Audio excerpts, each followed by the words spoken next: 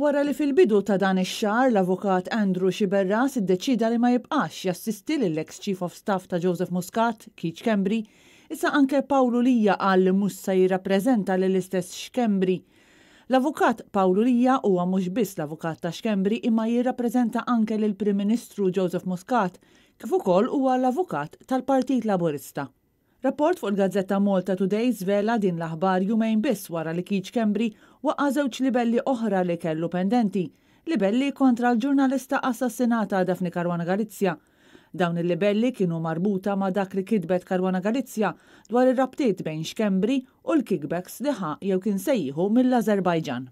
Xarejn ilu Schembri waqqa' każ ta' libel ieħor li fetaħ hu stess, din id-darba kontra l-ex kap tal-Partit Nazzjonalista Simon Busuttil wara li qal li ma rridx jinkrimina lilu nnifsu b'dak li kien se jgħid.